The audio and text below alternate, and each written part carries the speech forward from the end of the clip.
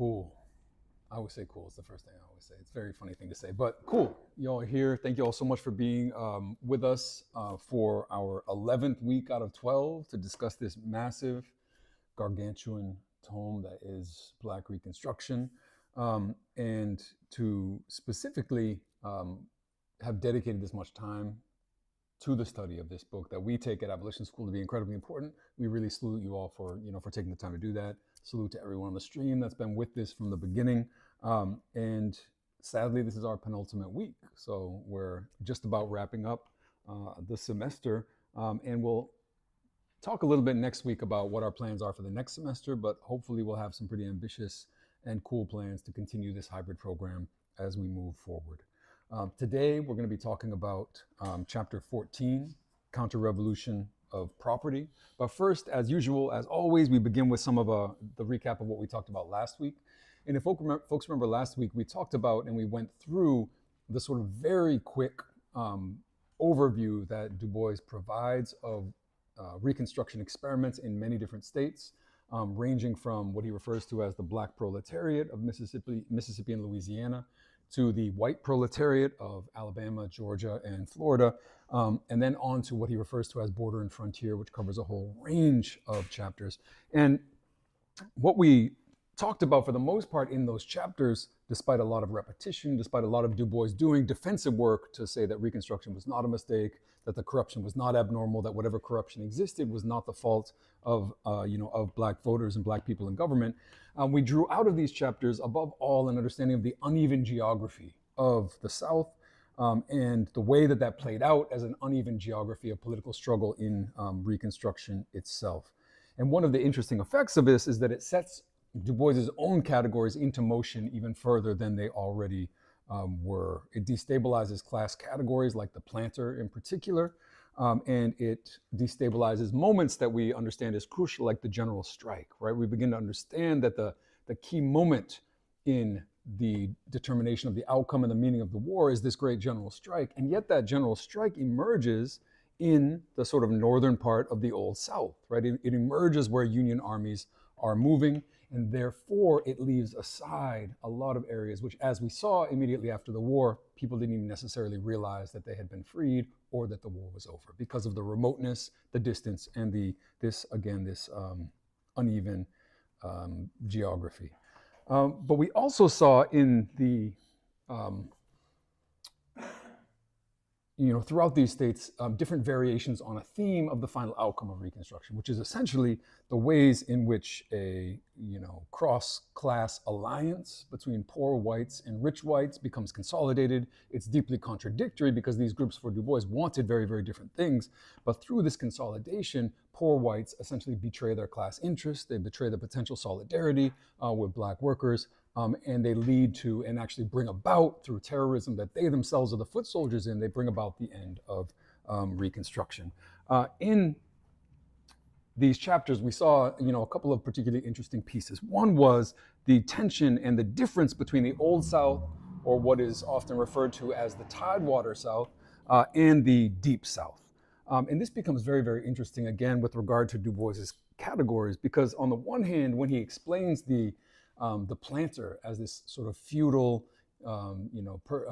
character who is all about conspicuous consumption, all about, enslaving people for the ability to accumulate, or to not to accumulate wealth, but to, consume that wealth, to partake in elaborate kind of displays of aristocratic culture.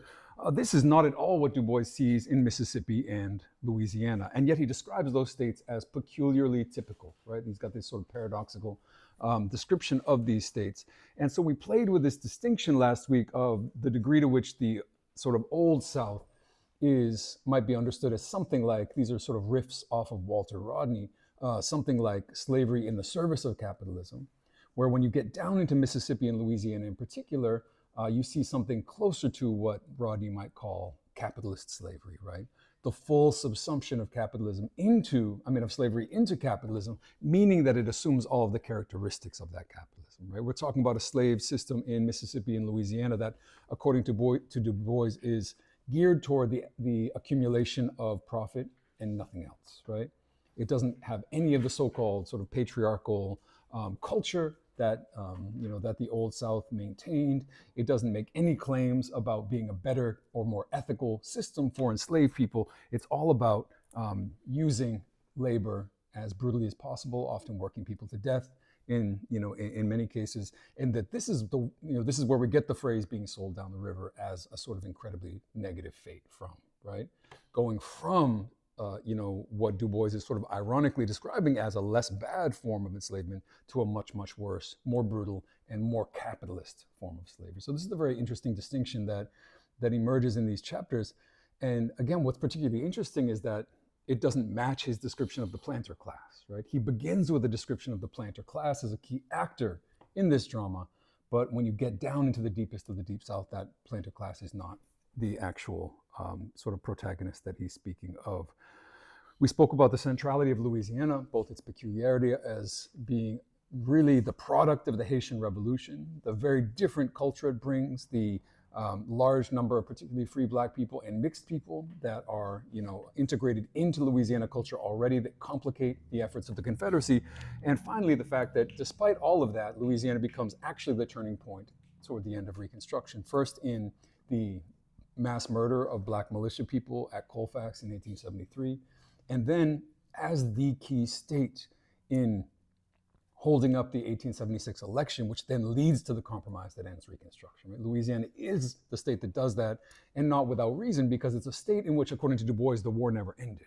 Reconstruction was the continuity of war, and it was permanent, lawless, political, and violent sort of martial struggle over the outcome of the war. And so Louisiana plays this incredibly central role, again, and this is not unrelated to the material reality of how production is operating, right? The brutality of the kind of capitalism that's playing out here. And we talked in general about other states in which larger white majorities create a range of different interesting dynamics, one of which is the degree to which and the ways in which poor whites participate actively in disenfranchising Confederates to a heavy degree in some states. Which for Du Bois reflects a kind of sort of a latent proletarian consciousness, right? It's the expression of poor whites being opposed to the power of the planter class. And we also saw states in which, just as ironically, the planters support Black suffrage so they can use those Black votes against poor whites, right? So you saw all of these very interesting and contradictory dynamics. And we also saw across the South, although it was in the conversation about Georgia, the racialization of the penitentiary system and the emergence of convict leasing, right? Which is a direct bridge to the way that we speak about abolition and the need for abolition today, and an understanding of the way that these institutions emerge to do the work and continue to do the work of slavery. That was all, different pieces that we can draw out of the conversation from last week. And now we're talking about the real downfall of the Reconstruction project. These are things that have come up in other chapters. There are moments where Du Bois will just, again, sketch the entire arc of the whole drama, and we've seen that a few times. So none of this is going to be particularly new to us. Much of it's going to repeat some of the same broad themes, but to do so in ways that have broader implications. And I think we want to begin this by just thinking for a minute about the fact that he's speaking of a counter-revolution. First of all, this means that there was a revolutionary process underway, right? We've seen the conversation about the tendency toward the dictatorship of the Black proletariat in South Carolina that he then, sort of prevaricates a little bit about what exactly to call it. But there is a revolutionary process underway that needs to be destroyed once it goes too far. It becomes a real threat to property, to the point where the planters in particular are able to leverage a broader resistance to that kind of process. But then we also have the question of the counter in the counter-revolution, right? And I want to emphasize this because we should remember that the counter-revolution in question brings together two very different forces, right? This is the moment when Northern capitalists who had been supporting and underwriting Reconstruction and Black suffrage turn against it, right? And in turning against it, they come into alliance once again with the planter class, right? Or with the wealthy white elites in the South. That's a natural alliance in certain ways. It's not particularly contradictory, but what's important to remember is that in the way in which the two had sort of had split apart and bifurcated from one another, Du Bois understood the planter classes, of course, looking backward toward the past, and this capitalist class in the North as looking forward, right? So that's all to say the counter-revolution is not simply a looking backward, but the counter-revolution is, and we should be able to think about it as in its own way, carrying forward its own kind of revolution, right? Which is part of the important story of the way that Du Bois tells in this chapter, in the ways that the Northern capitalist, through its victory in this moment, carries forth and creates its own vision and reshapes the country and the world as a result. And this all despite the fact that if we go to the chapter summary, again, this is a long one. If you remember, there's some chapter summaries that are shorter. This one's very long because of how much he's trying to say. How after the war, triumphant industry in the North, coupled with privilege and monopoly, led an orgy of theft that engulfed the nation and was the natural child of war.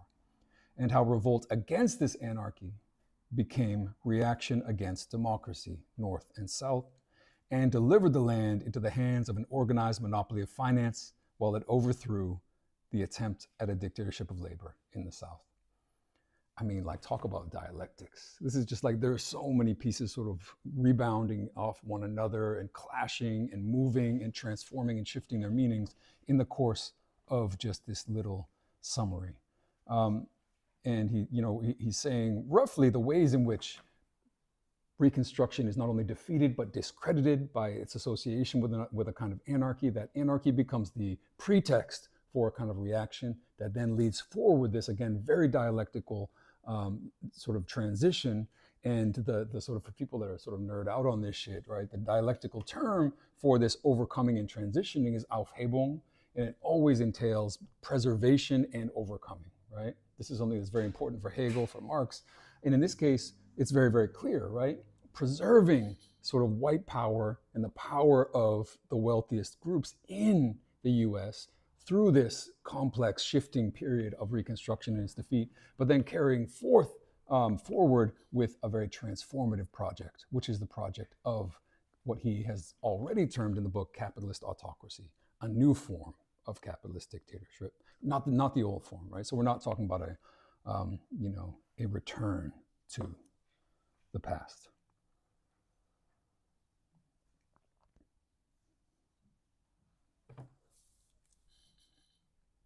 The anarchy associated with Reconstruction comes, as Du Bois put, from the intersection of capitalism and war.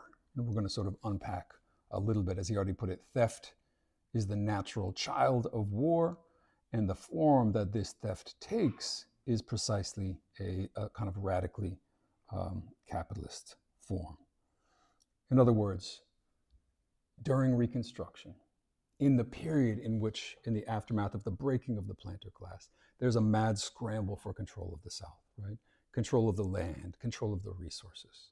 There are carpetbaggers coming from the North, which both can mean people who are coming down to engage in political organizing and political electioneering, but also Northern capitalists who are coming to try to gain influence in the South.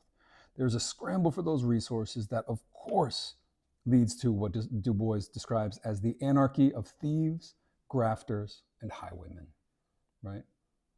There's a situation in which the political system breaks down. It's there for the taking, and of course, all kinds of dishonest actors emerge and enter the fray when it comes to claiming this access that the war has opened up. This is especially true, if we recall from previous chapters, when it comes to railroads. The debt accumulated by Reconstruction governments, which leads to claims of corruption, which leads to claims of inefficiency, which leads to the discrediting of those Reconstruction governments, is accrued in its majority because of the railroad system. Again, what happens is these private railroad tycoons, come down. They say, we will lay these rails. We will make sure your state has a system of sort of interconnecting rail transport for industry, transport for goods, transport for cotton. All you have to do is fund it. In other words, the state has to assume the debt through the sale of state bonds for this private corporation, which then is the entity that makes all of the profit off of these tracts, if that makes sense, right? This is happening across the South, right? It's a powerful form of primitive accumulation, meaning the use of the state and the use of debt to accumulate wealth. And it's a huge element of what is then, again, the corruption, the debt that's used to discredit the state. This, for Du Bois, this situation, this anarchy, the scramble for these resources leads to a turn against equality, but it also leads to a turn against democracy, right? Because democracy is blamed in what he calls real democracy, as what he describes as the monarchy of finance overthrows the dictatorship of labor, or the attempted dictatorship of labor. And so, in other words, what we're talking about here, and again, this is an idea we brought up before in this seminar, is this idea of a shock doctrine, right? Taking and borrowing that from Naomi Klein's very, very famous book, but which speaks to the ways in which the war created an emergency situation that capitalists were fully prepared to take advantage of, right? Again, the examples that Klein gives are things like Hurricane Katrina, leading to the privatization of the entire school system in New Orleans, the absolute dispossession of Black, residents, and the accumulation of wealth in private real estate hands. This is something very, very similar, right? The war creates the emergency. The capitalist and the right are very able to take advantage of that emergency. And in general, the left needs to be better at knowing how to, operate in contexts of shock, emergency, and crisis. And of course, the lessons for the present should be very, very obvious, both in the context of an aggressive attacking right, a right that is attempting to smash institutions and create new opportunities for accumulation, and a Democratic Party that's essentially missing in action when it comes to how to respond, right? So Du Bois begins with this sort of paradoxical thread running through, that we've seen already running through the text about Black voting, right, and Black suffrage. Namely the fact that, and for those who haven't been here necessarily from the beginning, Du Bois identifies very early on this paradox that it was not abolitionists who were most in favor of Black suffrage and the Black vote, right? It was actually the capitalists. Why? Because many abolitionists were very concerned with the preconditions of actual equality, right? The foundations, the need for land, the need for long-term structures of education. And the concern of abolitionists was also the concern of many other people, was simply that, granting Black people the right to vote without any of that infrastructure will simply lead to their vote being controlled by plantation owners, which happened in many parts of the Deep South. The abolitionists, in other words, had only embraced this real democracy hesitantly, he says. And he notes that while it's in part because they don't believe, as he puts it, in the mass of Black people, this is not entirely a statement about race, although it is sort of inevitably on some level, because he also says that they don't believe in the mass of white people either. They don't believe in the power of the masses at all, right? This is one of the doubts that many sort of petty bourgeois abolitionists had. But most important was this question of education, right? Debates the degree to which even Garrison, was hesitant to embrace the vote, and he was saying not until there has been education and the education of the electorate should we be speaking of, elections. Again, ironically, Northern capitalists who are very short-term in their thinking about their interests were more willing more quickly to support the Black vote, because that was a vote that they could use to displace and break the power of the planters in the South. They could use that vote against their enemies, and they would be just as likely to then see that vote restricted once it was no longer useful to them, which is effectively what happens.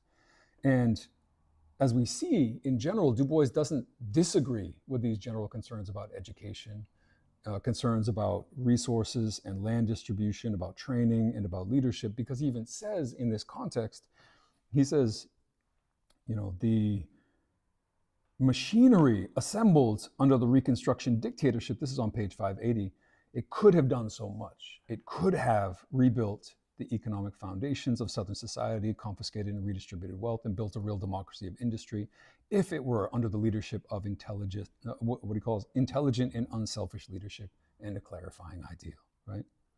He always emphasizes, and throughout the chapters on Reconstruction, he emphasizes To what degree are certain sectors of the Black population educated? Are they studied? Are they organized? Do they have newspapers? Do they have sort of intellectual outlets? Because for him, he's not disagreeing. These are all incredibly crucial for, for understanding the possibility of Reconstruction.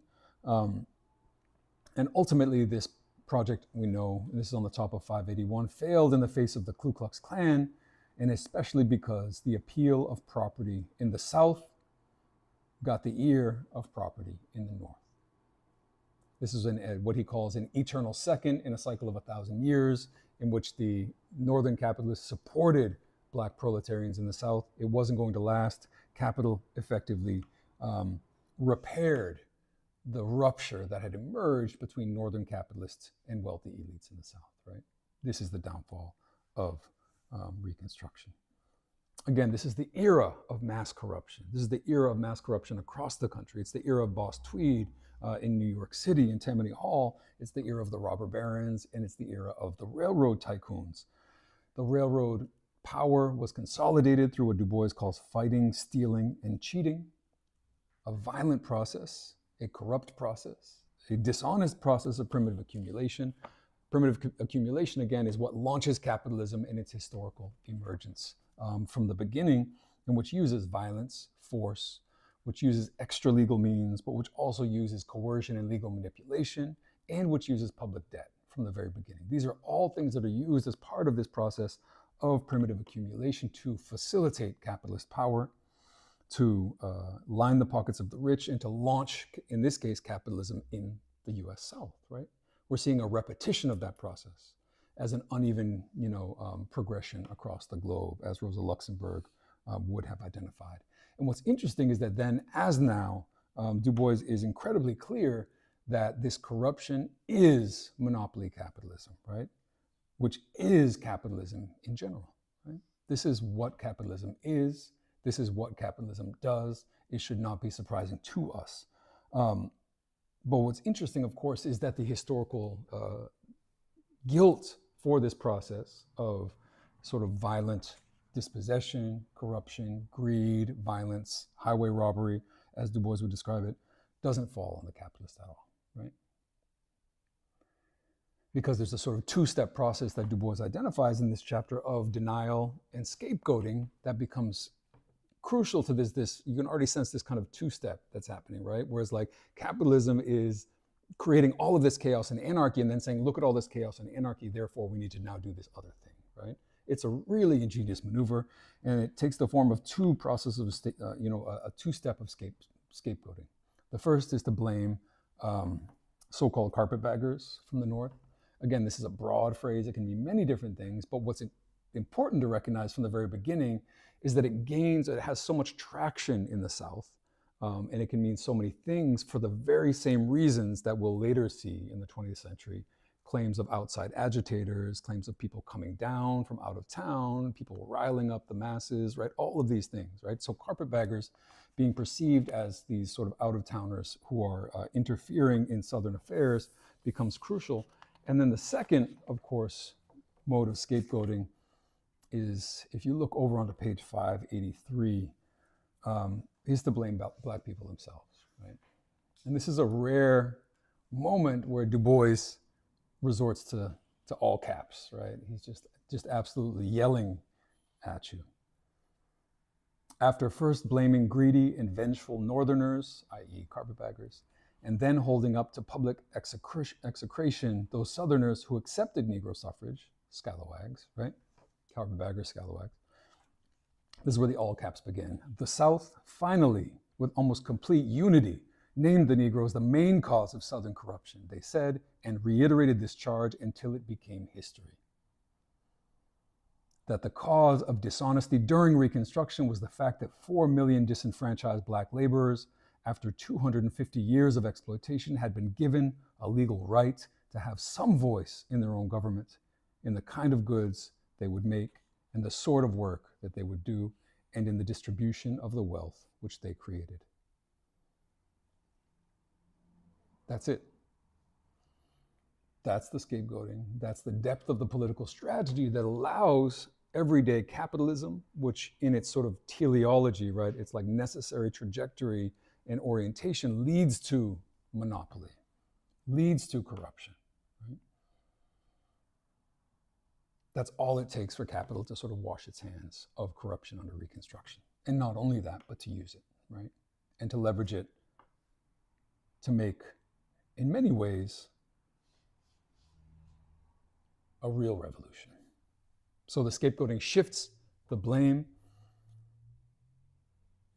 and hides the hands of the actual corruption while discrediting and dooming the experiment that had gone too far by this point, that had gotten too radical, that had pushed toward real democracy for Du Bois necessarily leading toward labor democracy, necessarily leading to and opening up questions of economic power. And capital now wants to abandon this project, and it wants to not be seen as guilty of the corruption that emerged.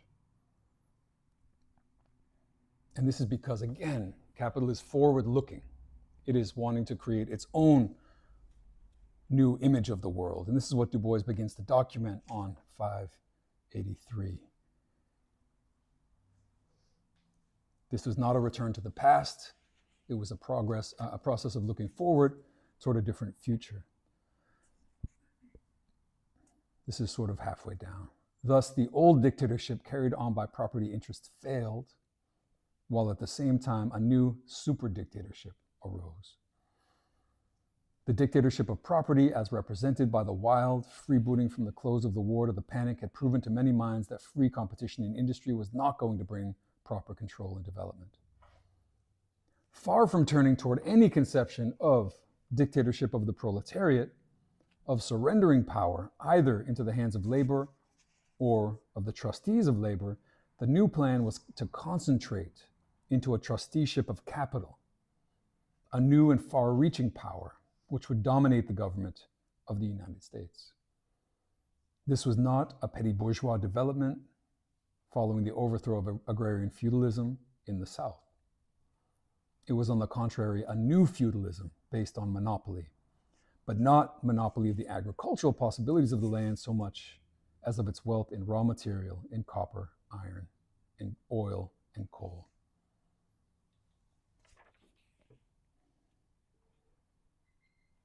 It's not the old dictatorship, it's a new super dictatorship.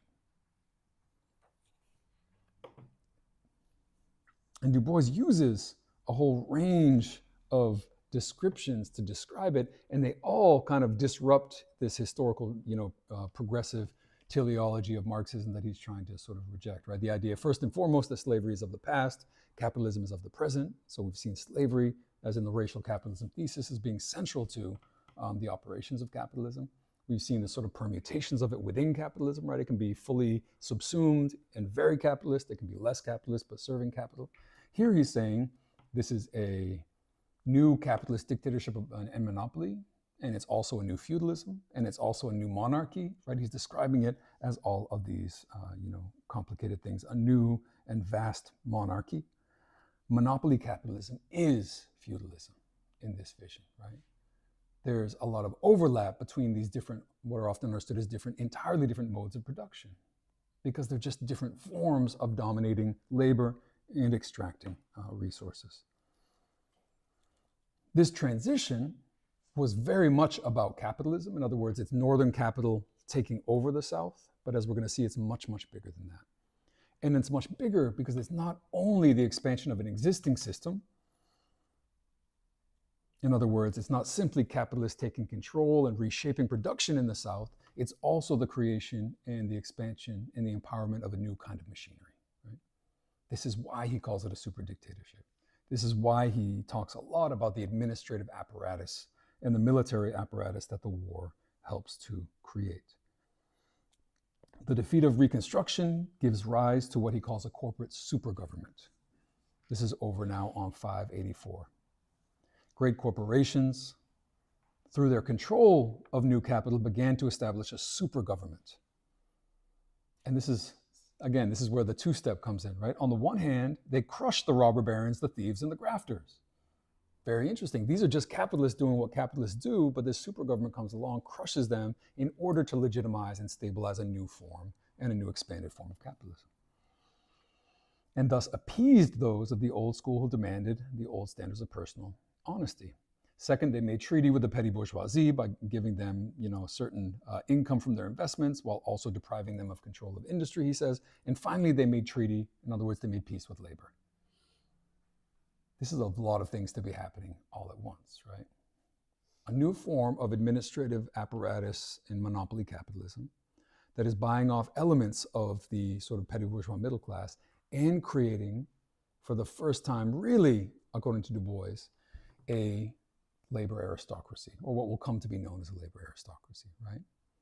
The privileging of certain elements of skilled and particularly white labor, and the creation and the deepening of a fracture and opposition within labor between those sort of skilled or white laborers and black labor and migrant labor, right? All of that to reinforce and create a new kind of consensus around this new monopoly power. And interestingly, this is right in the middle of the page. Made treaty with labor by providing it these kind of privileges, skilled union labor,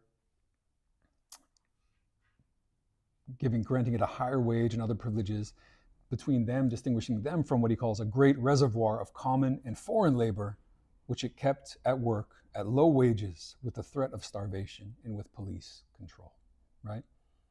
Police are transitioning, on the one hand, from the Klan toward this sort of progress and procession of labor control.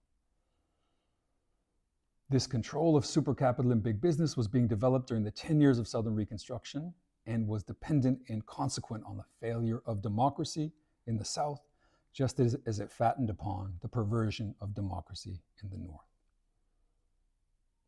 So not only is Reconstruction becoming a threat to property in the South, ultimately for Du Bois, this real democracy that was being threatened had to be crushed. This abolition democracy could not be tolerated if industry, and specifically this new monopoly capital, was going to emerge as the primary force. Once this force controlled industry in the South, it abandoned black people for Du Bois. It abandoned its support for the vote. It withdrew its support. It bought off the South, it bought off the West, and ultimately it bought off the Republican Party, according to Du Bois. By 1876, this was a bipartisan project that he's describing. And it's really the transition from 73 to 76 that we'll talk about in a few minutes that helps to explain it.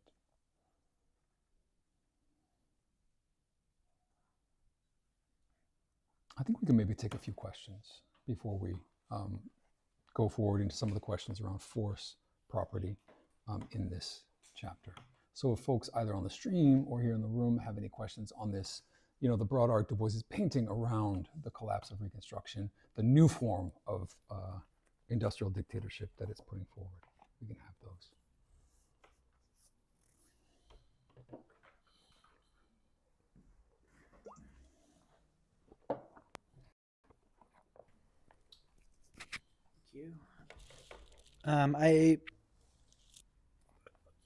What's my question? Can you talk a bit about, or I'm just thinking about the parallels we could draw with our current moment in the ways that the capitalist, super dictatorship has this ostensible support for political rights, but not for economic rights. And that, comes to a point, and then reactionary capital is like, we're going to withdraw those political rights, actually, as we're kind of seeing right now. And I'm curious, if you would say there's some similarities in terms of the ways that capitalists might use sort of the promise of some political rights to further sort of a development of form of capitalism, or if you're like, these are very different. You're looking confused. No, it's a super good question. And it's interesting. And I could be not exactly getting exactly where you're going, but I think the resonance is super clear. First of all, one is it's the first thing I would say is that it's not necessarily a question of is this that's happening now similar to what was happening then? because the reality is what Du Bois is telling is the prehistory of the present, right? And I think it's widely understood, right? It's widely understood that the period from World War I to World War II, running from, you know, the sort of robber barons up through the Depression and beyond, creates this powerful domination of capital, right? I think the story he's telling is one that we often associate with the New Deal, right? The ways in which this sort of more rational form of monopoly organization emerges to tame certain anarchistic tendencies, which again are built into capital, right? It's not, you know, I should be clear that it's not a abnormal story for us to say, well, isn't it strange that there are all these robber barons doing capitalist things and the capitalist state crushes them, right? No, that's totally normal, right? Because capitalism is riven with these contradictions whereby individual capitalists have to make the maximum profit they can make by being capitalists, and collective capitalism requires something beyond that, right? That's one of the internal, you know, tensions and contradictions that tears capitalism apart periodically. Is, you know, for example, you see this in waves of deregulation, right? Individual capitalists all want deregulation, right? And yet deregulation brings capitalism into crisis, as it did in 2008, right? And so then there's a period of re-regulation in which people who are no less capitalists say, okay, we accept regulation, it'll help stabilize the system, we will all be able to profit in a more stable way over time, right? So that's normal. That's a normal contradiction and tension to emerge. I think what Du Bois is saying is that this period of the consolidation of monopoly capitalism, which is often associated, I mean, I could be, you know, like a little off about this, but I think is often associated with the period following World War I. He's saying it has its origins in the 1870s, right? And he's saying it has its origins specifically in the way that Reconstruction poses a threat and is crushed, and in the course of that crushing, right, and part of this is the machinery of the war, right? The machinery of the war, the machinery of the dictatorship, which of course was a dictatorship that was necessary, creates the possibility of that state machinery being used in different ways, right? And it was used in different ways. And it was used to placate people who thought that the sort of anarchy that had emerged was too much, right? So, yeah, no, I think it's, yeah, again, so that's the first piece, right? It's the prehistory of where we're at kind of today. And then what's I think very interesting about the question is the way in which, and again, this is where I'm not sure if that this is where you're going, but it reads to me as very similar to the fact that, and the sort of pace with which capitalists in the past 6 months have been willing to abandon multiculturalism, you know, the politics of representation, all of these things that had become very important to them, that they weren't even concessions. They were like, it literally doesn't fucking matter to capital whether there's a Jay-Z and a Beyonce in the world, and yet they're entirely willing to abandon that because it never meant anything to them to begin with, right? It was sort of, you know, whatever, and it seems kind of strange to have to say this over and over again, right? But like capitalism literally cares about capital. It cares about profit. It's motivated by profit. It doesn't fucking matter who is making the profit or how that profit is made. Does that mean that something like race doesn't matter? No, because race is how profit is made in a different kind of way, right? In a powerfully sort of effective way, in an incredibly violent and sort of hyper efficient way in certain moments, right? So whatever way capital can use race or not use race is what's going to happen. And that's why, again, not just the Elon Musks, right, that are sort of turning toward Trumpism, right? It's the Zuckerbergs, it's the Bezos, it's everyone, right? Because their concern fundamentally is to stay in line with what they think will be the quickest and easiest way to maintain their profit. And again, just bear in mind that immediately after the war, Civil War, Northern capitalists were kind of with the Southern planters, right? They were kind of willing to go either way. There was a period of hesitation, and it was only the egregious sort of intransigence of the Southern planters and Andrew Johnson that pushed them into the sort of Reconstruction camp. Capital will go either way. Yeah.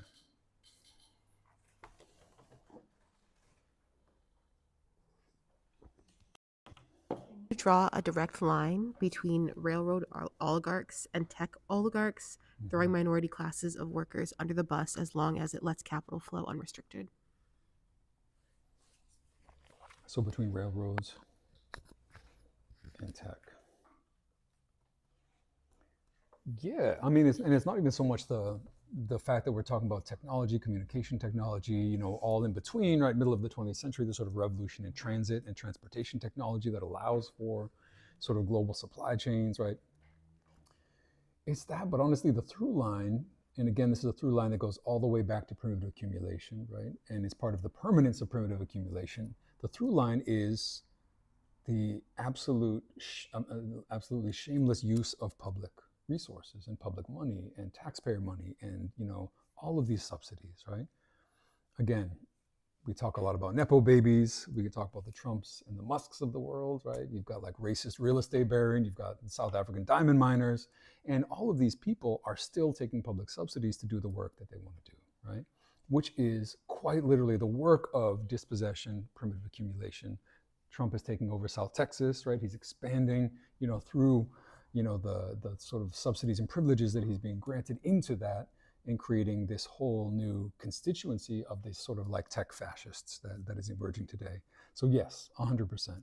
There's built into that, there's maybe a more complicated question about speculation, about the way that, Musk is, how do you describe these capitalists, right? Like the capitalists who, and Musk and Trump really share this interesting piece, which is that they talk things into reality, right? Like Elon Musk will say absolutely outlandish things. Also, he makes technological claims that are outlandish. And none of that seems to, in the long run, impact the stock values. It doesn't seem to impact his sort of profitability.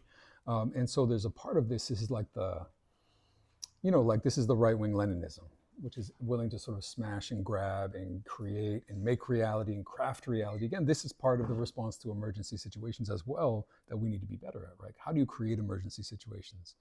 We're seeing this sort of shock therapy in reverse, right? Or, for people that maybe don't use this language anymore, shock therapy is like the communist elimination of all kind of state protections in Eastern Europe and in the former Soviet Union that leads to an immediate, immediately opening those societies to the pressures of capitalism meant prices were skyrocketing, currency was valueless, no one was eating, people were starving to death.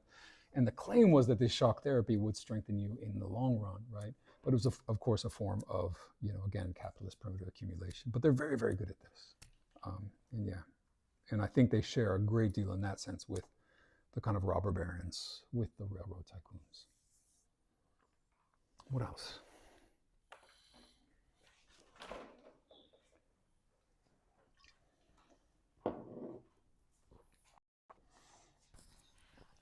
This is more of maybe just a definition question, but could you speak to what the Panic of 1873 Yes. significance is? Yeah, we'll get there actually in a second, if it's cool for me to hold that.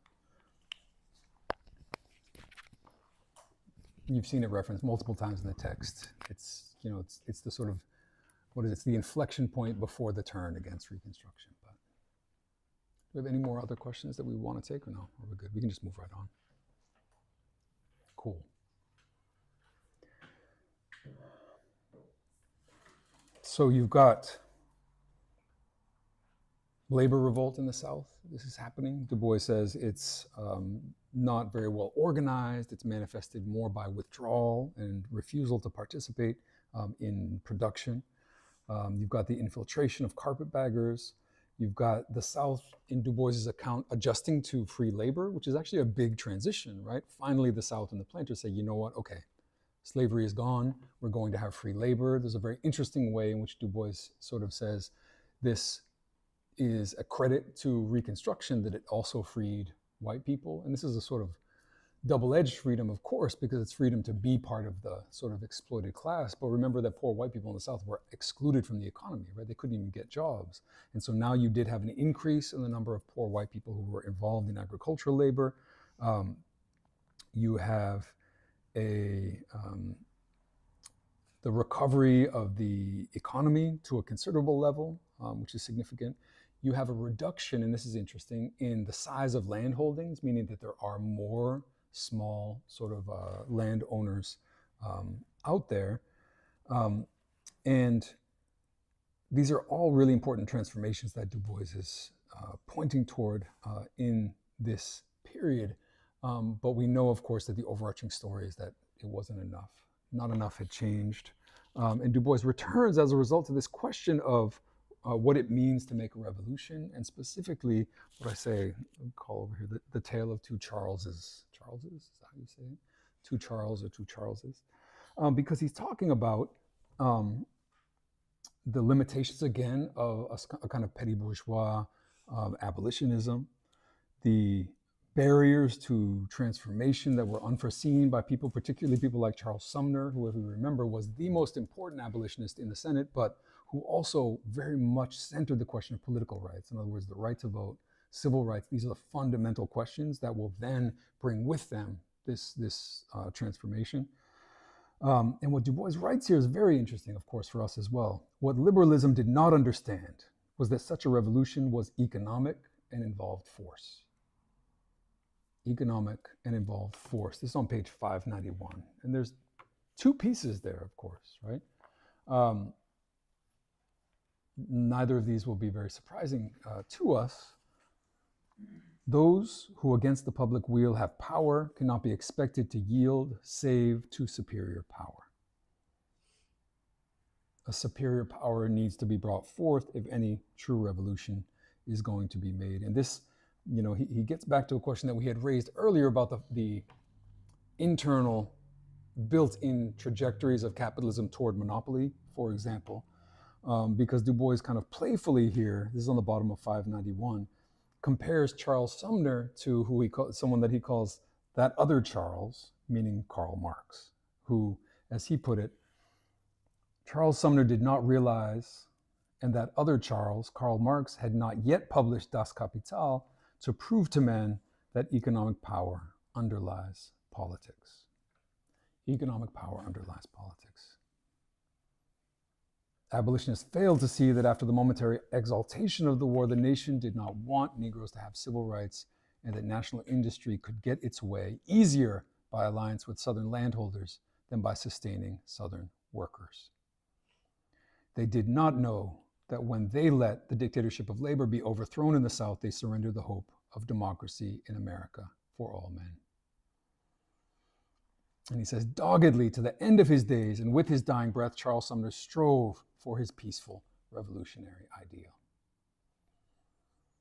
And this is something that Du Bois writes with a great deal of admiration, but also with a recognition and a retrospective recognition that this was a naive and incomplete understanding of how revolution and transformation operates that Sumner was operating under, right? When Sumner died in 1874, he was still advocating for and pushing through a Civil Rights Act, which, you know, was important, but of course incomplete. And as Du Bois emphasizes, Frederick Douglass was at his deathbed and leading his funeral procession. But Du Bois is emphasizing the fact that this is a complete vision because the question of political rights is insufficient. That's a main lesson for Du Bois of the history of Reconstruction. You can have the right to vote all you want. If there are racist mobs armed surrounding the polling places, you won't be able to vote, right? That's a material reality trumping a political right, or as Marx put it very, very early, material force defeats material force, right?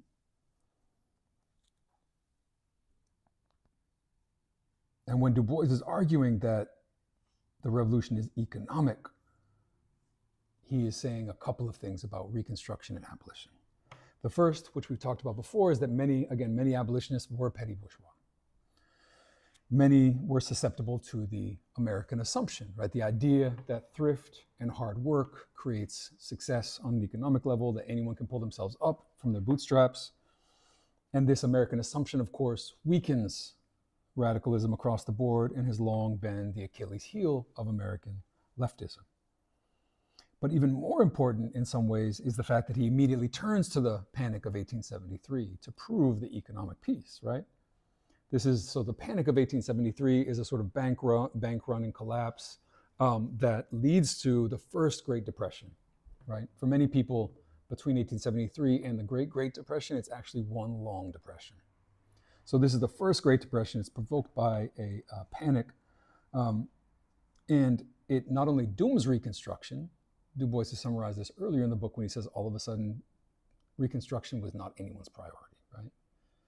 Rights for Black people was no one's priority. So a question of deprioritizing because of bread and butter economic issues, but also the fact that he has, previously mentioned the fact that this is when even the basic recognition won through hand-to-hand combat that Black people were equal as human beings, this begins to roll back, right?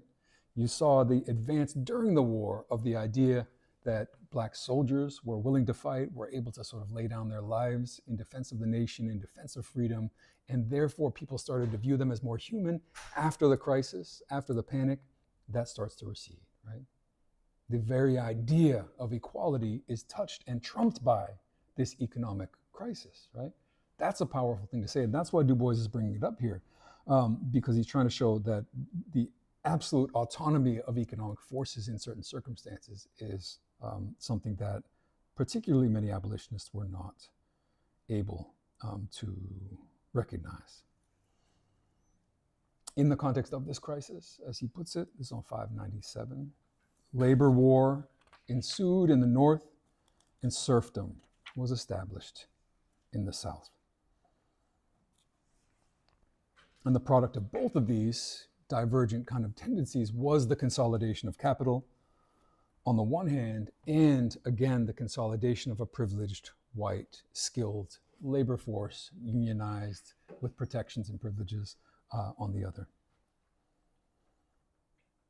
The Freedmen's Bureau was dismantled, the most important institution of Black uplift in history, according to Du Bois.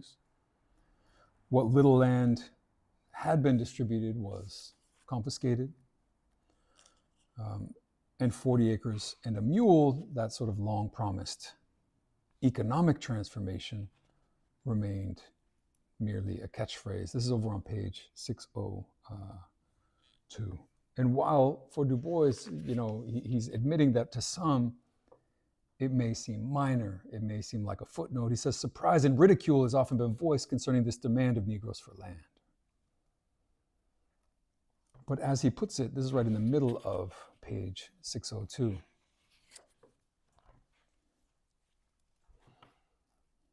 To have given each one of the million Negro free families a 40-acre freehold would have made a basis of real democracy in the United States that might easily have transformed the modern world, right? And you don't have to look very far to see that this is the reality, right? On the very basic level of the accumulation of wealth, right? If you owned land in 1870, you would be, you would have accumulated wealth. You can use that land to take out loans, to start a business, to do, engage in other, process of production that accumulate greater wealth. You can buy more land, you can employ labor, all of these things, right? But they require a starting point. The flip side of this is that it's not only the accumulation of wealth by the ownership of that land, it's the fact that the distribution of land to those families would have transformed the labor, the balance of labor power in the South. And this is fundamentally what was concerning to the planters. It wasn't only the fact that they would lose land that would then be redistributed, it's that their workers would no longer be easily disciplined. They couldn't be forced back into plantation production. Again, this goes back to the very origins of the breaking up of commonly held land that leads to the primitive accumulation that generates, the earliest capitalism. You don't go work in a factory if you have your own land, right? You don't go work for someone else if you can produce for yourself. In other words, if you have access to the means of production. So it's about the land as a material factor for accumulation, but it's also very much about labor discipline, which is part of why the frontier, as we mentioned last time, was such a threat to labor discipline already, right? But Black people being prevented from being able to sort of settle that land had contained them previously. 40 acres and a mule would have revolutionized the United States. And as Du Bois puts it, sort of like pointing forward toward his next piece, might easily have transformed the modern world. Why would it have transformed the modern world? Because, and this is really a crucial piece for Du Bois, it's a crucial piece for us at Abolition School. When we say we're internationalists, we mean we're internationalists, and we mean there's a reason that we have an analysis that leads us there. And that analysis is built into this book, right? Which is not just a book about the Civil War. It's not just a book about Reconstruction. It's a book about the emergence of the modern global capitalist system, right?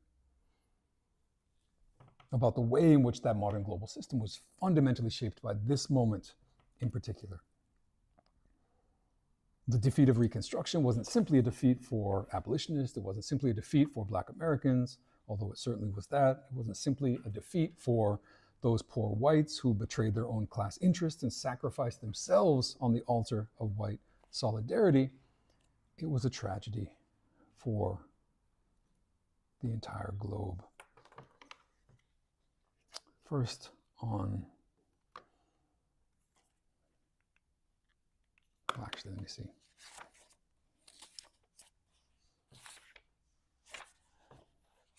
Yeah. This is on page 630 to 631.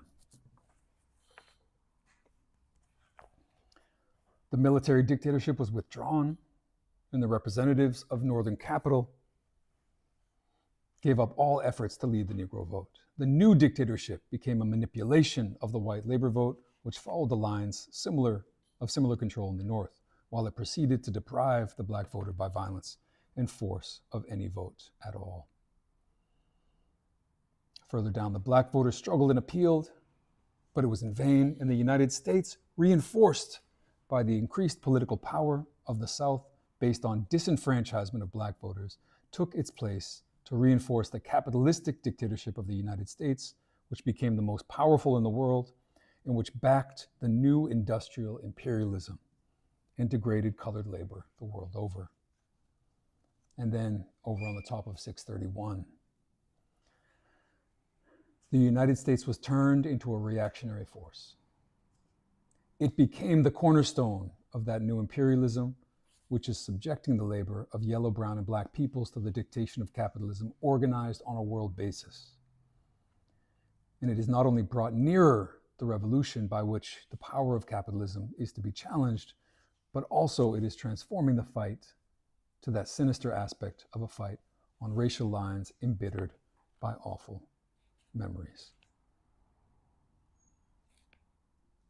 So the defeat of Reconstruction opens the floodgates of US imperialism. Again, Du Bois is writing in the 1930s, in the midst of the Great Depression, but also at the height of US imperial expansion. In 1876, with the defeat of Reconstruction, it wasn't entirely obvious which direction this would go in, right? I mean, this is a really interesting story. This is a little off the point. It's not exactly, because we talk about Frederick Douglass all the time. In 1870, Frederick Douglass was the US ambassador to Haiti. Oh no, he wasn't until later. Before he was the US ambassador to Haiti, Frederick Douglass supported the idea of the US annexing Haiti. Why? Because it was in the midst of Reconstruction, right? Because he thought that the United States was being transformed into a progressive force, a multiracial democracy, a true abolition democracy, right? There are criticisms that you can have of Douglass because he later becomes the US ambassador in the 1880s, I believe. But by that point, he's much more critical of any idea of US interference with Haiti, right? Because he has seen the sort of possibility of abolition democracy and its collapse, right? That all points toward this sort of radical transformation. It's not a fundamental transformation when we understand the settler basis of US democracy. It's not all that surprising. But what Du Bois is showing is the way in which the defeat of Reconstruction opens this door to the expansion of US imperialism. 1876 to 1898, which is the US intervention through the so-called Spanish-American War, the seizure of Puerto Rico, Cuba, Guam, the Philippines, right?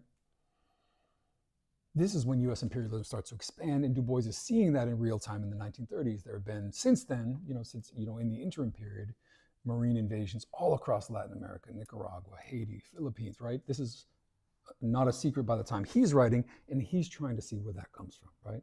He grounds this in the defeat of Reconstruction. Why? First, because it consolidated capitalist domination in the US, right? This is the expansion and the power and the building of this sort of capitalist power, not just in the Northeast, but in the, across the South as well. Because it gave that new monopoly capitalism a new administrative state structure. Again, it gave it to it in multiple ways. One of them was through the military process of the war as well. And you see this repeated in World War I and repeated in World War II, where the US state gets bigger, stronger, more bureaucratic, more powerful, right? Third, it does all of this in a context in which capitalist powers are scrambling globally, right? This is the scramble for Africa is happening. which is a scramble for resources and a scramble for markets. When you talk about, and this is sort of Lenin, right, imperialism, the highest stage of capitalism, is that capitalism needs to expand, it needs resources, it needs markets. At a certain point, those systems clash with each other, and the emergence of imperialist wars is the moment in which the struggle for those resources and markets becomes a sort of a hot war. That's happening from the 1880s into World War I, right? That is the expression of capitalism on a global stage, and so this is happening at the same time, right? Why specifically the defeat of Reconstruction? Because it affirmed white power at home, right? In black codes, in Jim Crow in the US South, and therefore, I mean, you could debate whether or not this is really a crucial element, but it tacitly then endorses the moral validity of exporting white supremacy abroad, right? US imperial control in many ways is a mirror image. There's a long history of, US populations, black and brown, being described and categorized in the very same term as third world populations, as insurgent, as dangerous, as a threat, as an external threat, a fifth column, all these things. And fifth, because the defeat of Reconstruction cemented a reactionary power structure in the Solid South, right? The Solid South being this incredibly racist foundation. This is what Du Bois means at the bottom of 630 when he says, reinforced by the increased political power of the South. That's just a concrete statement that if the South has a big voice in US politics domestically, and that South is reactionary and fascist and right-wing, as Du Bois says that it always was because of disenfranchisement, that will drag the entire politics of the country to the right? So this is part of what he's saying. What's very interesting about this, it's the fact that the South, as a result of this process, won the war over the 3/5 compromise, right? Which again was a struggle for the over-representation of the white South. Why? Because they got their apportionment based on population, right? After Reconstruction. The US South still gets its representatives and still got its representatives based on the entirety of the population. In other words, not 3/5, but 5/5. But then instituted black codes and instituted Jim Crow in a way that disenfranchised those people. So the white South was still massively overrepresented. And again, this made US politics far more right-wing across the board. As Du Bois puts it on 632, and so the South rode the wind into the whirlwind and accomplished what it sought. Very interesting, because previously it said the South committed committed suicide in civil war, right? Here you see the idea of the South winning the long war, right? Riding the wind into the whirlwind and accomplishing what it sought.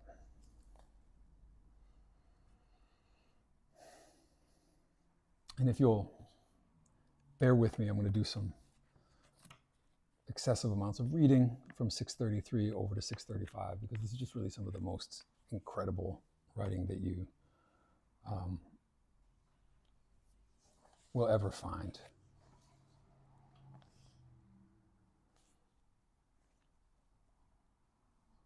So in America came civil war over the slavery of labor, and the end was not peace. Labor lurched forward. I'm going to be skipping through it a little bit. Labor lurched forward after it had paid in blood for the chance. And labor, especially black labor, cried for light and land and leading. Again, education, material resources, political power. Light, land, and leading. The world laughed. It laughed north, it laughed west, but in the South it roared with hysterical, angry, vengeful laughter. Back to slavery with the dumb brutes. And still the brutes strove on and up with silent, fearful persistency. They restored the lost crops. They established schools. They gave votes to the poor whites. They established democracy, and they even saved a pittance of land and capital out of their still slave-bound wage. The masters feared their former slaves' success far more than their anticipated failure. They lied about the Negroes. They accused them of theft, crime, moral enormities, and laughable grotesqueries. And thus was built a solid South, impervious to reason, justice, or fact. That imperviousness is like a defining feature as well of fascism and white supremacy, right? The imperviousness to reason, the imperviousness to fact, the fact that you can't debate or discuss, right? Again, the resonances with the present are clear. Over on the middle of 634. God wept, but that mattered little to an unbelieving age. What mattered most was that the world wept and still is weeping and blind with tears and blood, for there began to rise in America in 1876 a new capitalism and a new enslavement of labor. Home labor and cultured lands appeased and misled by a ballot whose power the dictatorship of vast capital strictly curtailed, was bribed by high wage and political office to unite in an exploitation of white, yellow, brown, and black labor. The world wept because within the exploiting group of New World masters, greed and jealousy became so fierce that they fought for trade in markets and material and slaves all over the world until at last in 1914, the world flamed in war. The fantastic structure fell, leaving grotesque profits in poverty, plenty and starvation, empire and democracy, staring at each other across world depression. And the rebuilding, whether it comes now or a century later, will and must go back to the basic principles of Reconstruction in the United States during 1867 to 1876. Land, light, and leading for slaves, black, brown, yellow, and white, under a dictatorship of the proletariat. God damn. So much going on in this passage. Again, this is not simply a history of the Civil War and Reconstruction. It's a history of Du Bois's own moment in the 1930s, characterized by Jim Crow segregation, by the global economic chaos of capitalist crisis, the Depression, the expansion of overt forms of fascism across Europe, right? This is the context he's writing in.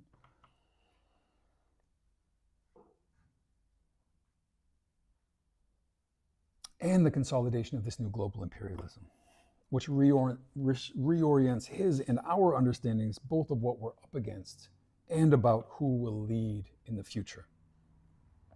This is a transition where Du Bois moves from the central category that had guided his understanding in Souls of Black Folk, for people may know it, in other words, the color line, right? The Souls of Black Folk is a diagnosis famously of the color line, and he's shifting here to the question of labor on a fundamental level.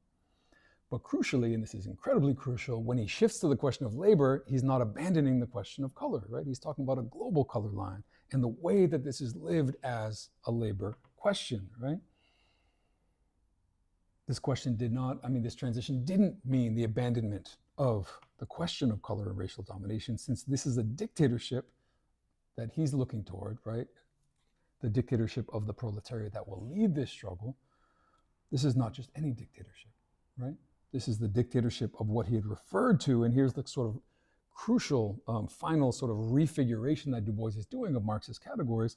It's the dictatorship of what he had already called in the first chapter the dark proletariat, right? The truly universal class that, unlike this emerging labor aristocracy that's sort of pampered by high wages in the global north, has literally nothing to lose but its chains, according to Du Bois. And for him, the basic principles of Reconstruction, as he puts it, are sufficient to guide that revolution moving forward on a global level. So you've got both the question of the historical moment opening the floodgates of US imperialism, which is of course not a US question, but a global question. And then the fact that within and built into those struggles, the principles guiding that project for him, the universal expansion of democracy as an abolition democracy that necessarily leads toward labor power, that leads toward labor dictatorship, that leads toward education and the transition towards socialism. This, for Du Bois, is already built into this historical moment in which we're presented with the possibility of this universal project only to have it defeated and rolled back and to be replaced by global imperialist autocracy. Now, when you read that, that sounds like the end of the story, right? It really does sound like the conclusion of the book, but we have a whole week left. Next week, we'll talk about Du Bois' chapter on the founding of the public school. and then his short summary conclusion, which is called Back Towards Slavery, very fittingly. And I say it that way. I say that it feels like a conclusion because I actually want you all to think to yourselves when you're reading about the public school, why is this chapter here? It's a very peculiarly placed chapter. Why is it there? Why is it important to Du Bois? And sort of think about, why he's positioning it after the sort of conclusion of the drama. And for the second, in other words, the chapter Back Towards Slavery, when you're reading that, ask yourself what it means from the perspective of historical progress for Du Bois to say, after abolition, after emancipation from slavery, that people in every fundamental way moved back towards slavery as well. What does that mean? What does it mean for his historical understanding of this sort of teleological progression of history? That's next week, our last session. But for now, do you all have any questions, conversation points about any of it, but particularly about this question of the new imperialism, right? The cornerstone of a new imperialism, the emergence of this global capitalist system, the transformation of the United States into a fundamentally reactionary force anchored in the US South, right? The US South in his vision, right? And this is very crucial for the present, right? Because the South is underestimated when it comes to political organizing as well. But for Du Bois, the US South is the core of global imperialism in very basic ways. It's built on disenfranchisement, systematic disenfranchisement of white and black, right? If that were shifted, if there was some basic level of even liberal democratization in the US South, that would transform the balance of power. I mean, some of that did happen in the middle of the 20th century, but on a very limited level, that would transform the balance of power across the US. That would transform its orientation on some level toward global imperialism, and it would create a fundamentally different situation. And if a revolution were to take place there, it would be a different story entirely. What do folks want to talk about?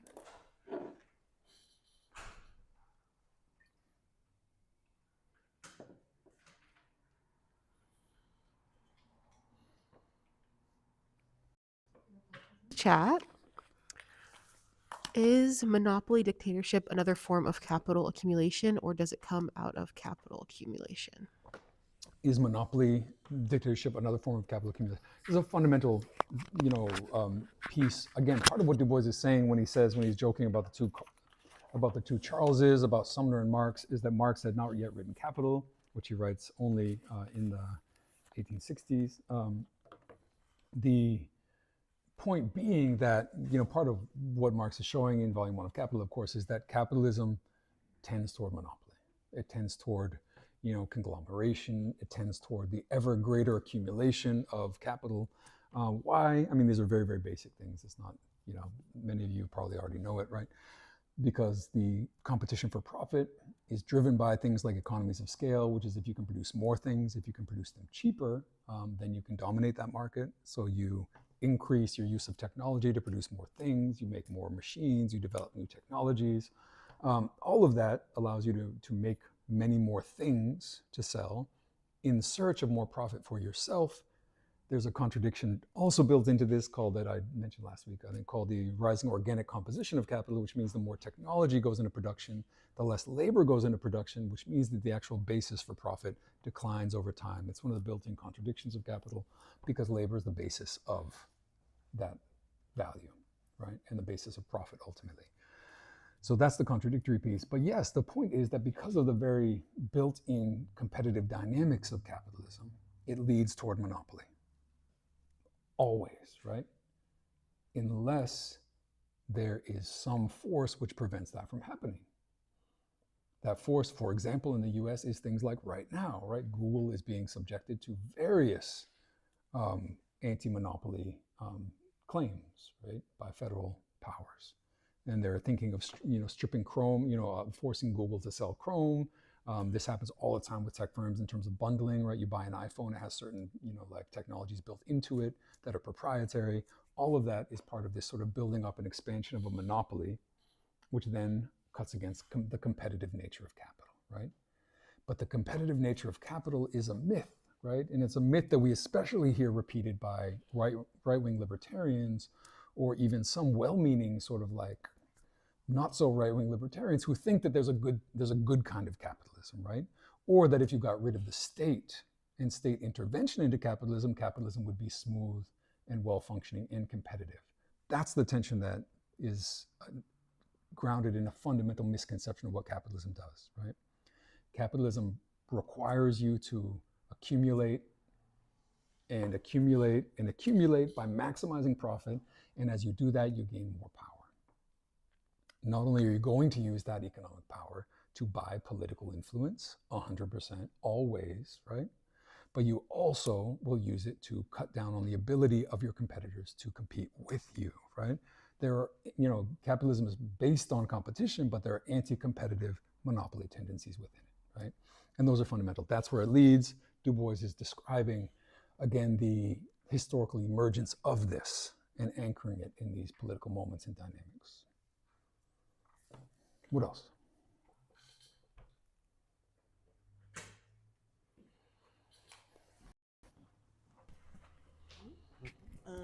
I had one quick comment going back to like the public use of like the public goods used by private things. I just saw a chart today of the for-profit healthcare institutions that exist in our country, which would be, we actually don't really experience them here in Philadelphia, but HCA and Tenet are like, there are a couple other ones, and their stock prices are plummeting because Medicaid is in danger. So I just hope that that's like a helpful example of like, actually, it's obviously terrible that there are for-profit hospitals, not that we love like the nonprofit hospitals that we deal with, but it's very interesting to have that data in front of us of like how the market, so to speak, is reacting to that when Medicaid is obviously public funds. The question I had was on 586, I found this to be like a really interesting like observation, and maybe like the challenge that they were facing, which is, it says sort of in the middle, it says, on the other hand, labor was in open revolt by army desertions, by the general strike and arming of black labor, by government employment through the army and the Freedmen's Bureau. But its revolt could only be shown by refusal to work under the old conditions, and it had neither permanent organization nor savings to sustain it in such a fight. And I think that also goes back to the idea of the general strike, and I think finding that very inspirational, but also being like, and what existed beneath that to maintain that level of like proletarian impunity and the ability to actually overthrow it. And also like I guess like my question is like about like were there people who were prophetic or Cassandras in this moment being like, yo, we have to like stop like thinking about it this way, and kind of saw through this like on the sort of like the proletarian side of this experience, because Sumner is a good example of someone who wasn't able to do that. And it's I don't know, I'm just kind of curious about like, was there somebody sort of on our side, so to speak, who was seeing through this and trying to mobilize or organize around that? Yeah, that's a great question. I mean, ultimately what Du Bois is pushing for there is organization of this labor revolt, right? He sees the refusal as powerful, he sees it as important, right? And again, this is, to sort of make the parameters kind of clear, it's sort of what we were talking about a minute ago, which is the fact that like, if you've got alternatives, you don't do this shitty labor, right? Meaning if you have access to land, you don't work for someone else. If you can migrate, you can go do, labor somewhere else where there's, better conditions, right? And so, capitalism, and specifically, for this kind of like semi-free labor that we're talking about, requires a kind of like spatial compression, right? It requires boundaries. That's what borders are so useful for, right? That's what prisons are so useful. That's what plantations are. They're boundaries, right? They're containing labor, right? Even to the point where, again, and I think I've mentioned this before, in the original sort of Eastern, seaboard colonies, capitalists didn't want to permit expansion westward because capitalists wanted the labor there, right? If labor can move, this is just a very mechanical thing, right? If labor has options, you have to pay them more. If you want them to stay, you have to pay them more. That is a question. That's why I always, maybe it's not clear when I say it, that's why I always talk about labor discipline, right? That's what it means to have a situation that can lead to some kind of labor discipline. And it means, either laws that say, like it used to be, in original primitive accumulation, when capitalism is emerging in the 15th and 16th centuries, there were maximum wage laws, right? The state said you can't pay people more than this to do this work, right? That's a boundary, right? That forces people to work for a certain amount, that prevents there being a free labor market where they could go work for someone else, right? Again, geographical, territorial boundaries, again, prisons, walls, these are all the kind of, mechanisms that are used to contain labor for labor discipline. And so again, when we think about things like black codes in the US South, when we think about vagrancy laws, when we think about apprenticeship laws, we're not only talking about the imposition of sort of racial laws to appease white supremacy, we're talking about very clear mechanisms of controlling and dominating labor by saying you cannot move, you cannot leave, right, the state without a pass. You cannot leave this plantation without a pass, or you might be caught up as a vagrant. And again, this is part of what leads to a lack of labor discipline in the US settler colony among white workers in particular, right? Which is the fact that, they could just go westward. And this is what always happens, is sort of paramilitary sort of expansion by white settlers that the federal government prohibits, but then ultimately supports, right? But there is a contradictory piece there. Again, part of what we're saying is that settler colonialism and capitalism don't always work hand in hand in the smoothest of ways, right? But the legal containment of black labor prevented that from applying to black workers until this kind of period, right? When there's a question mark around how to discipline that labor. So what Du Bois is talking about is a question of labor discipline, right? He's saying people are withdrawing, people are refusing to work, people are fleeing, people are headed north, people are headed west if they can. And that's a huge problem for production. And the question is, how can we organize that revolt into something different? He talks about the ways in which there are many spontaneous expressions of that revolt. Again, we talked about the sort of wildcat strikes where they're sort of taking scabs hostage, and like all this crazy shit is happening.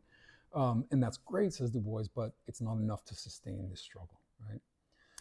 What that would look like, I'm not sure he is even able to offer too much in terms of, an answer. The main weaknesses, though, as he says, are that the political representatives themselves believed in bootstraps capitalism, right? The political representatives didn't have this clear understanding of the way that capitalism would inherently be anti-democratic, and so they didn't see this tension. Many abolitionists didn't either. Many workers themselves didn't, right? So there's a lot of, I think, things that could be pointed toward in terms of just like the lack of that level of organization, and that's his primary concern. What else? Yeah. Mm-hmm. As the labor aristocracy continues to dissolve internationally, why is capitalism refusing to make concessions like New Deal liberalism to prevent the global South and the Northern labor from unifying? Mm-hmm. That's a great question. The question is this, right? The labor aristocracy, the privileges of being a unionized worker in the global North are declining, right? And why is the system not making new concessions to stabilize that labor force? Because it doesn't need to, right? I mean, it would if it had to. The power of labor has declined. Again, that power declines in conjunction with the many attacks that have been unleashed against it since the 70s and particularly the 80s and 90s. It doesn't see organized labor in the global North as a huge threat that or a threat on the level that requires major concessions, right? And it's important, I think, to bear in mind that this goes hand in hand with the fact that the wages of whiteness are just meager, right, at this point, right? I'm not saying that's not that they don't exist, right? And again, bearing in mind that a huge chunk of the wages of whiteness, according to Du Bois, are psychological feelings of superiority, but the material wages of whiteness are very limited in terms of actual, access to like American dream, access to public goods that existed in the 50s and 60s that the boomers benefited from, that people are not going to be able to benefit from. These are declining, right? And still the concessions are not being made, right? And so there's a question of how the ruling class is going to manage this. One is that the so-called labor aristocracy is that the two converge in a certain way, right? The so-called labor aristocracy is increasingly black and brown, right? Not all of it, not the most conservative elements of it, but if we look at, say, what sector of the unionized working class is under attack and being obliterated by the Trump administration, it's public sector federal workers, right? Why? In large part, because these are heavily workers of color, right? So Trump and Musk get to do, kill two birds with one stone, which is to say, we are,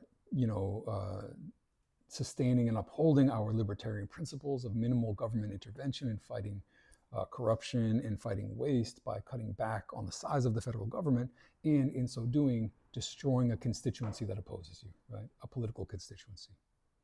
So there's at least enough of a threat from public sector workers that, the Trumpian right feels like they need to attack them directly. That's one piece. But then the second piece is that, wait, what's the second piece?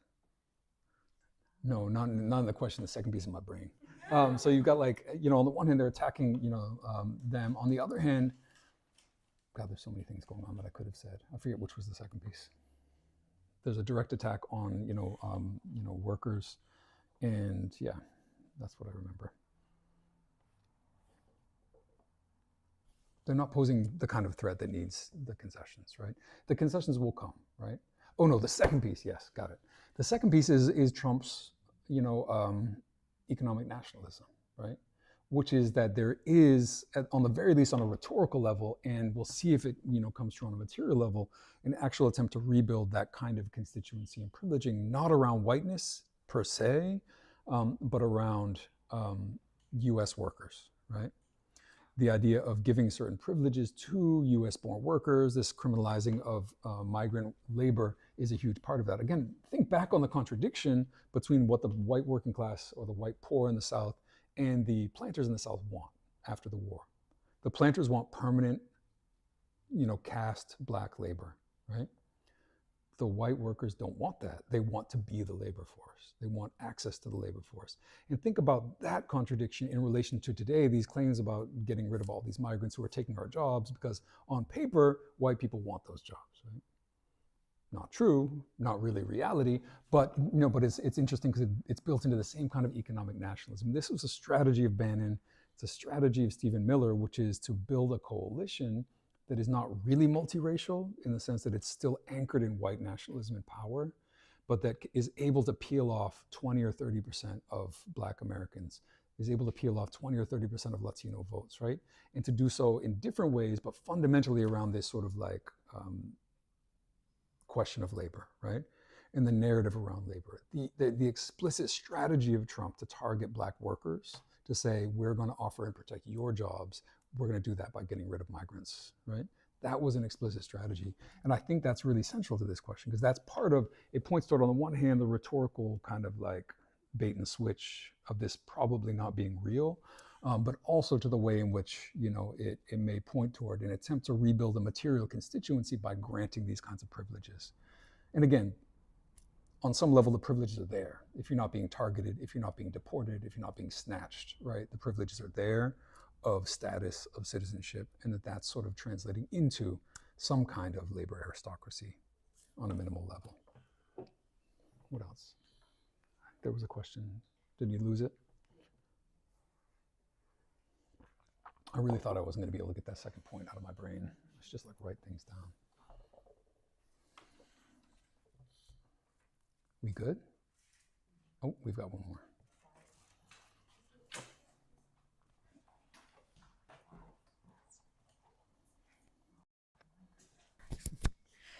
This is maybe also, again, a definition question, but on page 591, Du Bois says, liberalism did not understand that such a revolution was economic and involves force. I'm just kind of, I guess, ignorant to like the history of the term liberalism and like the way that I think a lot of us like understand kind of what that means in a negative sense, especially in the sense of like the last year with electoral politics and around Palestine especially. But like, I'm just curious, like, if that term, like, where his conception of that term, like, came from, and is it the same origin that we have for that term now? Right. That's a great question. And I think the answer is yes and no, right? Liberalism is like a famously slippery category. Um, you even see this in like a lot of like right wingers that call themselves classical liberals, right? So you've got all of these very contradictory tendencies within people that call themselves liberals. A lot of it is because of the question of the economic piece, right? So people can call themselves liberals, and what they mean is free market economics, right? Often what we mean by liberals means political liberals. Those things can overlap and historically have overlapped a great deal. And in the case that Du Bois is talking about, they kind of do overlap in a certain sense, where you've got people like Sumner who do believe in freedom and liberty and connected to a kind of political equality, right? And Sumner is such an abolitionist that he will follow political equality toward economic equality, but like many liberals won't, right? That's sort of the one of the essences of contemporary liberalism is that it maintains a sort of sharp division between political rights and economic rights, right? So I feel like I don't want to muddy it too much, but the same tensions exist today, right?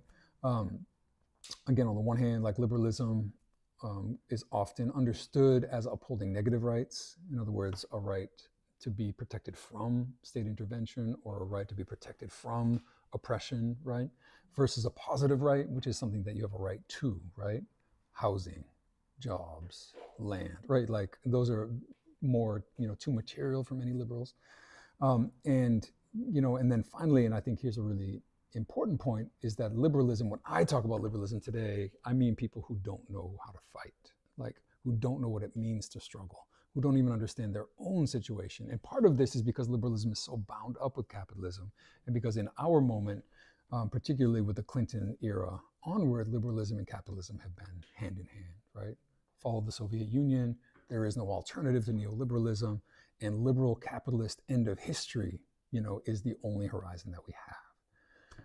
Some of you all didn't grow up in that context, which is great for you, but for those of us who did, it fucking sucks, right? The idea that the fusion of liberal democracy and capitalist equality, and capitalism, is the end of history, right? And what happens in that context is what we're living through now, which is that, you have these rights on paper. Again, this is what Du Bois is talking about in terms of Black suffrage. You have rights on paper, and they don't translate into anything in economic reality, right? Because the utopian, rising tide that raises all boats that capitalism and neoliberalism promise doesn't manifest, right? Doesn't materialize. It doesn't materialize in US with NAFTA. It doesn't materialize in Europe with the EU. And instead, what you have is the economic displacement of many populations. You have the forced migration of other populations. You have the building of walls, the building of armies and surveillance technologies. And as a result of this failure, you have the emergence of fascisms, right?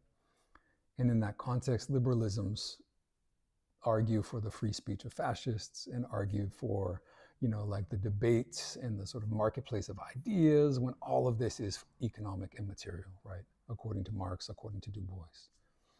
Not in a determining way, right? He shows the importance of ideas, the importance of struggle. But fundamentally, on an economic level, liberalism fails to grasp that. And so in a certain way, I think the circle I've come around to, just in saying that, is that liberalism doesn't know how to fight because it doesn't understand what Du Bois is saying, right? And again, Sumner is the example he's giving, who thinks that if Black people have political rights, that will bring other rights that are necessary with it. And Du Bois is saying that's not enough. I think we have one more actually in the room, if that's cool with you all. And then we can probably wrap it.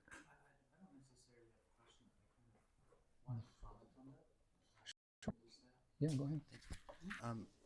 I have a sense that, it's my perception that, like, in this particular moment of the text, but also to some extent of the moment of the civil rights movement of the 1960s, this was a moment in which liberalism was a fight to not only expand the framework of civil rights and the framework of the citizen itself, and so it was a very optimistic sort of way of seeing the world, even if perhaps short-sighted and